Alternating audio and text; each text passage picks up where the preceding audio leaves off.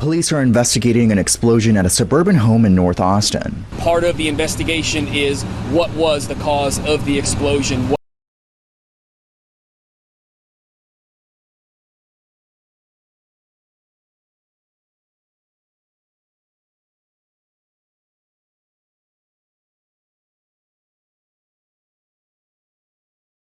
What type of a device may it have been? For neighbors, this is nothing short of stunning. It seemed like a very friendly, safe neighborhood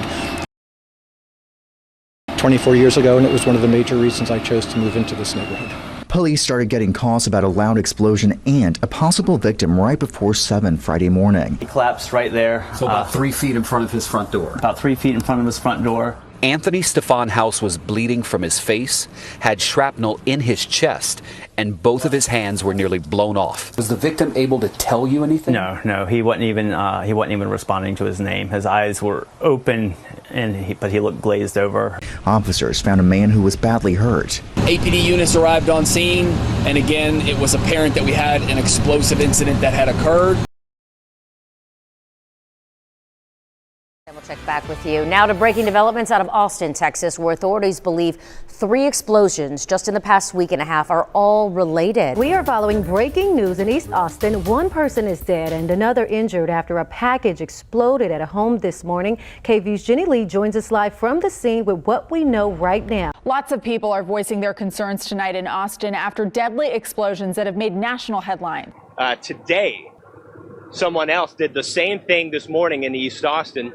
Picked up a package, it exploded in the house. It killed a 17-year-old young man. A woman in her 70s brought in a package found outside her home and was seriously hurt when it went off.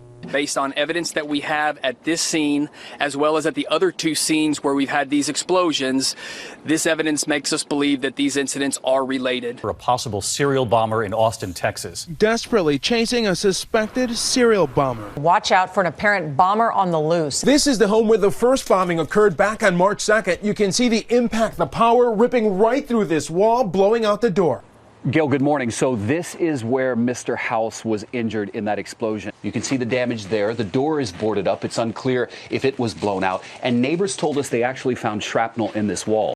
An honor student with a bright future. His musical talent, undeniable. A full and fruitful life. That's what Drayland Mason was planning to live. But within seconds, that dream, that young man was taken. His death felt community-wide as the mysteries of 3 package explosions continues to unfold. This is an established family. This whole neighborhood is an established neighborhood. Dre is like the 4th generation.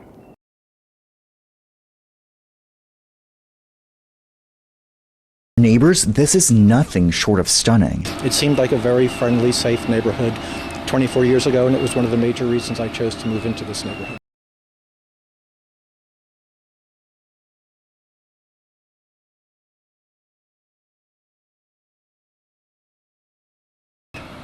He had made his applications to colleges. Every school that he applied to accepted him. And he had decided that he wanted to go to Howard. This is me here, and all of my black belts are listed here, and you see Drayland's name right here, Drayland Mason. Williams was Mason's martial arts teacher for more than 10 years. Charismatic kid, full of energy and bubbly and ready to learn. He says the news of Mason's death was a shock. Right now you can tell I'm still full with emotions. He was one of the kids that I could call my own. And now he's trying to figure out how to cope. You know, his life was cut too short, so I'm really distraught. And when I talk about it, it's kind of hard for me to fester what happened to him. A feeling Charles Phillips knows well. It was just really hard. I'm still kind of numb and in shock. Phillips is the coordinator of Soul Tree Collective and played in bands with Mason. He was insanely talented. He was, at 17, he was a fixture in this arts community.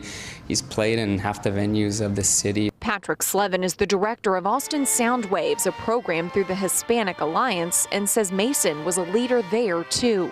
It's just so amazing, you know, getting calls from around the country of musicians, artists, and just people that, were touched by him. For the past 2 days, Slevin says the group has been gathering to grieve. Just everyone has stories about him, a lot of humor, a lot of light. He was the kind of kid that he lit the room up everywhere he went. And a kid who everyone he touched says they wish that light could continue to shine. Now, John, the police have not said there's a relationship between any of the victims of these bombings. However, the Washington Post is reporting this morning that the stepfather of one of the victims is good friends with the grandfather of another victim. That's really the only connection that we've seen reported so far. All right, David, everyone on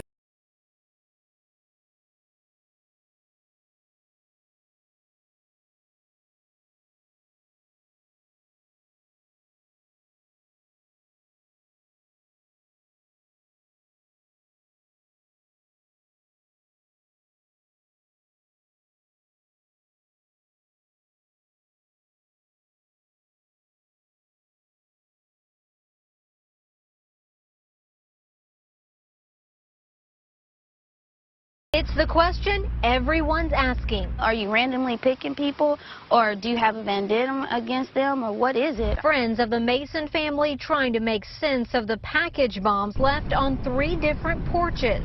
This is tragic. This is sad. It's ridiculous. Tuesday, the Austin police chief admitting they had no idea until Monday the first explosion was part of a larger plan. They had just raided a home a few doors down from where Anthony House lived. It was full of drugs and cash. Investigators' theory, someone left the package on the wrong doorstep as retaliation. Anthony House built our first website in this office 10 years ago. His stepfather is Dr. Freddie Dixon, who's my philosophy professor in college. Nelson Linder, president of the Austin chapter of the NAACP, wishes he would have started spreading messages a lot sooner on social media, telling people to stay away from questionable deliveries. We didn't say anything based on what APD said. I regret not doing that, because you have to elevate these situations, because let's face it, people picked up packages. Had they known that we got a message out, that probably could have been avoided. Linder says at least 2 of the families who've lost loved ones are prominent in the black community. It's kind of odd and eerie when you think about those kind of connections. For now, he's doing his part by telling people to pay attention. We're going to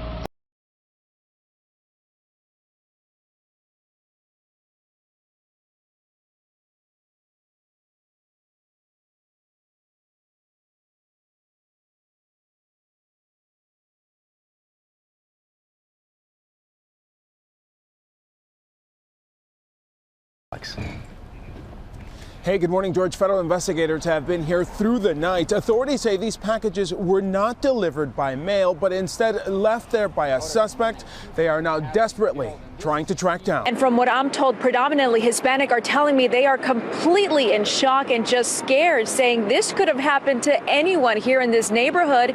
But again, as you can see, far off down there, about a block or so away, is where police are staged. And you can also see the FBI. They just arrived here on scene to investigate what is going on here. At this point, we don't know who is behind this. We do know that the first explosion happened on March the 2nd, where a man died there. And the last 2, as you mentioned, happened today. Myra, thank you for the update from there. In the family of the kid, because his life was just beginning. The FBI has been around there, but I said maybe they're gathering all the evidence, and we're not there hands-on, so we really don't know. We know that the 2 people who were killed in these bombings, 17-year-old Draylon Mason and 39-year-old Anthony House, do have a connection through their families. And the local NAACP branch says this is not a coincidence. Joining me now is Nelson Linder, the president of the Austin NAACP. Mr. Linder, thank you very much for being here, and our sympathies to your community, because I know that you are grieving tonight. The doctor, Dr. Mason, he and Freddie Dixon are friends, so the families know each other way back from a business standpoint and a civil rights standpoint in this community. They were very prominent people. So Draylon Mason, the kid who was killed, those families know each other very well, and that's the primary connection, is that they know each other. They lived in East Austin, they worked in East Austin, so they're very, very important people in our community. So tell me why you believe that the package that blew up at Esperanza Herrera's home was not intended for her. You think it was intended for another member of this family? Well, let me just say this. The first two bombings, in my opinion, they targeted African Americans. We're very clear about that, who had a connection. And these terrorists, whoever they are, these bombers, seem to have a lot of information about family connections. The third bombing, Hispanic female, it seemed like that was not part of that pattern. And we've heard a lot of statements that I can't confirm publicly by sources who called us, who seem to think that somehow this bomb was misplaced and therefore had unintended consequences.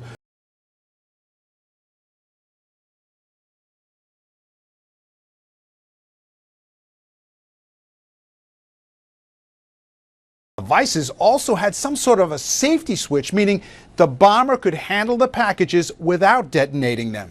The fact that they have been able to not only build these bombs, but then travel with them and deploy them to the target locations without them exploding shows that they do have a certain level of sophistication.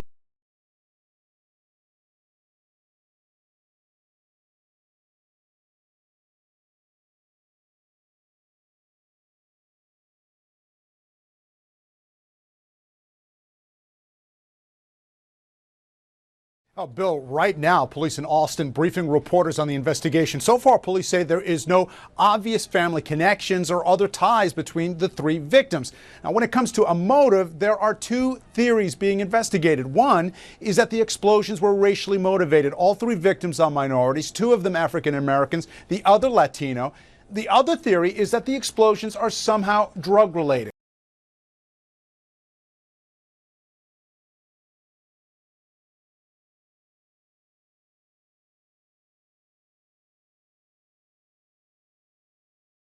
The other theory is that the explosions are somehow drug-related. Now the search is on to find out who is doing this, with Governor Greg Abbott announcing that the Texas Department of Public Safety is offering a $15,000 reward.